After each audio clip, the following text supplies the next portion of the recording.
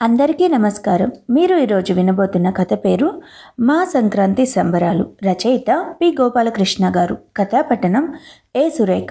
సంక్రాంతి వచ్చిందంటే చాలు నెల రోజుల ముందు నుంచి మాకు ఇంట్లో పండుగ వాతావరణం ఉండేది. ఆడపిల్లలు ఆవుల మంద వెనకాల వెళ్ళి పేడ సేకరించి తెచ్చేవారు. మేమంతా బడి అయిపోయాక నేను బడిమొహం కూడా చూసేది తక్కువ. ఆ పేడను పిడకల కోసం సిద్ధం చేసి గోడలకి పిడకలు కొట్టడానికి సిద్ధం చేసేవారు. ఇక్కడ ఇంకో మాట చెప్పాలి. ఎవరి ఇంటి గోడలకు పిడకలు కొడితే వాళ్ళు ఊరుకుంటారా? అందువలన పిడకలు కొట్టడానికి గోడలు వెతుక్కోవాల్సి వచ్చేది.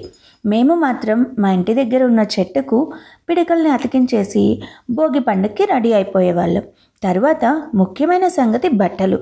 మా చిన్నతనంలో ఇంట్లో మగవాళ్ళందరికీ ఒక రంగు, ఆడవాళ్ళందరికీ ఒక రంగు బట్టలు కుట్టించేవారు. అప్పుడు అదే ఫ్యాషన్ అనుకుంటా. ఇప్పటిలా రెడీమేడ్ షాపులు ఉండేవి కాదు. ఇప్పటిలా పిల్లల ఇష్టాలతో ఫ్యాషన్తో పెద్దవాళ్ళకి ఎలాంటి సంబంధం ఉండేది కాదు. వాళ్ళకి నచ్చిన బట్టలు కొనేసి నెల రోజుల ముందే తీసుకొచ్చేవారు మా నాన్నగారు. ఆ బట్టలు టైలర్ దగ్గరకు తీసుకెళ్ళి కుట్టించుకోవడం ఇంకో ముఖ్యమైన పని. మా ఊళ్ళో ఒకే ఒక్క టైలర్ కోటేశ్వరరావు అని ఒక ఆయన ఉండేవాడు. ఆయన ఆ రోజుల్లో పెద్ద పేరు మోసిన టైలర్. మా ఊరికి ఇరుగు పరుగున చిన్న చిన్న ఊళ్ళు 10-15 పైగా ఉండేవి. అన్ని ఊళ్ళకు అతనే టైలర్. అందుకే ముందుగానే బట్టలు ఇచ్చేవాళ్ళం మేము. ఎప్పుడు తిరిగి ఇస్తావు అని అడిగేవాళ్ళం మేము. ఫలానా బుధవారం రండి అని అతను చెప్పడమే తరువాయి ఇంటికి వచ్చి గోడ మీద పెన్సిల్తో రాసుకునేవాళ్ళం. ఒక్కో రోజు ఒక్కో గీత చెరుపుకుంటూ ఆఖరి గీత చెరిపేసిన రోజు గాల్లో తేలుకుంటూ టైలర్ దగ్గరికి వెళ్ళి చూస్తామా, అతను షాప్ తీయడు. వాళ్ళ ఇంటికి వెళ్ళి కోటేశ్వరరావు ఉన్నాడా అని అడిగితే పెద్దవాళ్ళని గౌరవించాలని వాళ్ళ ఆవిడ క్లాస్ తీసుకునేది. మాకేమో కళ్ళ ముందు కొత్త బట్టలు కనిపించేవి. విచిత్రం ఏమిటంటే మేము వాళ్ళ ఇంటి దగ్గర నిల్చునే సమయంలోనే కోటేశ్వరరావు ఏ దారిన వెళ్ళిపోయేవాడో తెలిసేది కాదు. మళ్ళీ మధ్యాహ్నం టైలర్ షాప్కి వెళ్ళి అక్కడే కూర్చునే వాళ్ళం. అలా ఎప్పటికో మా బట్టలు బయటకు తీసేవాడు. వాటిని కట్ చేసి కుట్టడం మొదలెట్టాక తిరిగి ఇంటికి వచ్చి మళ్ళీ కాసేపట్లో వెళ్ళేసరికి మాయమయ్యేవాడు. ఇలా కొన్నిసార్లు జరిగాక ఆఖరి అస్త్రం ప్రయోగించేవాళ్ళం. మా నాన్నగారిని తీసుకొస్తామని చెప్పేవాళ్ళం. ఎలాగో బట్టలు కుట్టడం పూర్తి చేసి చేతిలో పెట్టేవాడు. ఇంకా మా మొహాల్లో ఆనందం బహుశా మీకు కళ్ళ ముందు సాక్షాత్కరించి ఉంటుంది. ఒక మోస్తారుగా గాలిలోనే తేలుకుంటూ మొహాల్లో విజయగర్వం తొణికిసలాడుతూ ఉంటే ముసిముసి నవ్వులు నవ్వుకుంటూ ఇంటికి చేరుకునేవాళ్ళం. ఇవాళ మంచి రోజు కాదు, ఎల్లుండి వేసుకొని చూసి ఎలా ఉన్నాయో చెప్పండి అనేది అమ్మ. మొత్తం గాలి తీసేసేది. అంత కష్టపడి కుట్టించుకున్న బట్టలను అలా పక్కన పెట్టి సరిపోయాయో లేదో చూసుకోకుండా ఉండడం ఎంత కష్టంగా ఉంటుందో మీరైనా చెప్పండి. ఎలాగో అమ్మ కొంగు పట్టుకొని కాళ్ళకి అడ్డం పడుతూ బతిమాలుతూ కొన్నిసార్లు నస పెడుతూ మొత్తం మీద ఆ బట్టలు సరిపోయాయో లేదో చూసుకోవడానికి నానా యాతన పడేవాళ్ళం. తీరా వేసుకొని చూస్తే ఏముంటుంది, ఒక్కోసారి బటన్స్ కుట్టడం మర్చిపోయేవాడు, ఇంకోసారి మరిచిపోయి వేరే వాళ్ళ కొలతలతో కుట్టేసేవాడేమో. ఒకసారి నాకు బట్టలు భలేగా కుట్టాడు, షర్ట్ టైట్ ఫిట్ కుట్టాడు. ఇప్పుడు కొందరు అబ్బాయిలు వేసుకుంటున్నారు కదా, అలా అన్నమాట.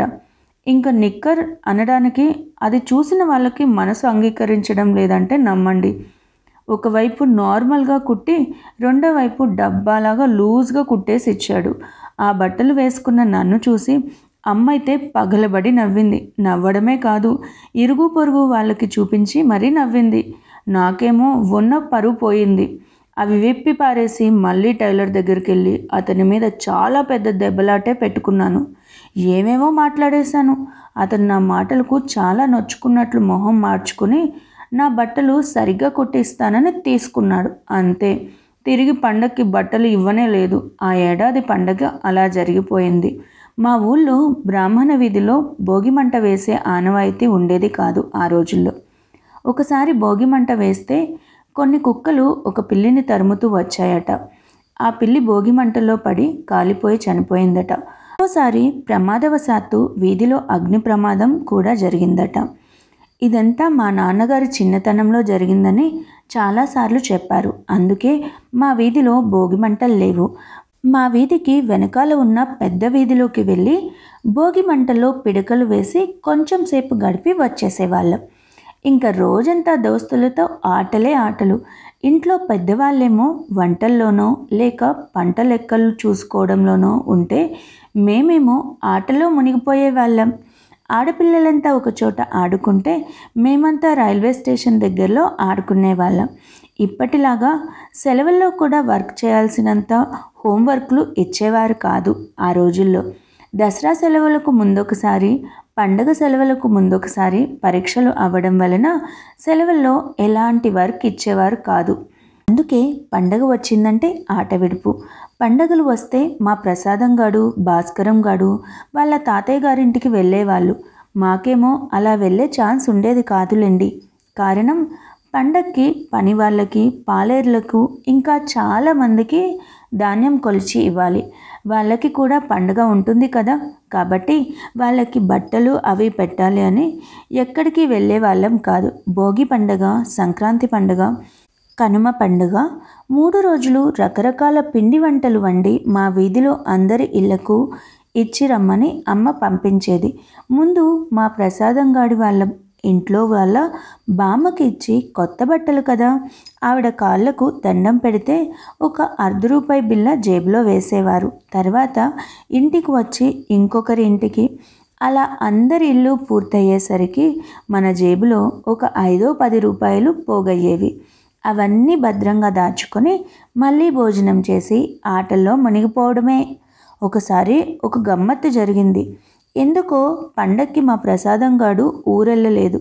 వాడు నేను కలిసి ఇంకో ఇద్దరితో రైల్వే స్టేషన్ దగ్గరికి వెళ్ళి ఆటలు ఆడుతూ ఉండిపోయాం. టైం ఎంతైందో అస్సలు తెలియనే లేదు. మేమేమైపోయామో అని ఊళ్ళో ఒకటే ఎతుకులాటట. ఊరు వాడ గాలించినా మేము కనపడలేదు. దాంతో ఊళ్ళో పుకార్లు మొదలైంది. 2 పిల్లల్ని ఎవరో కిడ్నాప్ చేసి తీసుకెళ్ళిపోయారని. అంతే, ఇంకేముంది, అందరూ పిల్ల పెద్ద తలో వైపు పరుగులు తీశారట. మేమేమో తీరిగ్గా 4:30కి ఇంటికి చేరాము. పండగ ఏ స్థాయిలో మాకు జరిపి ఉంటారో మీకు నచ్చినట్లు ఊహించుకోండి. నేను చెప్తే అంత బాగుండదు. ధన్యవాదములు.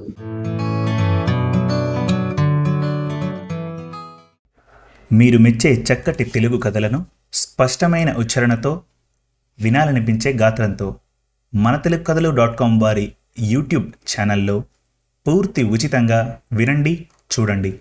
మన తెలుగు కథలు .com వారి యూట్యూబ్ ఛానల్ను ఈరోజే ఉచితంగా సబ్స్క్రైబ్ చేయండి. ఎంపిక చేసిన చక్కటి కథలను వీణుల విందుగా వినండి. వందల కొద్దీ మంచి కథలను రచయితల వారీగా పొందుపరిచాము. మరుగున పడుతున్న తెలుగు కథలను మీ ముందుకు తెస్తున్న మా ప్రయత్నానికి సహకరించండి. ధన్యవాదాలు.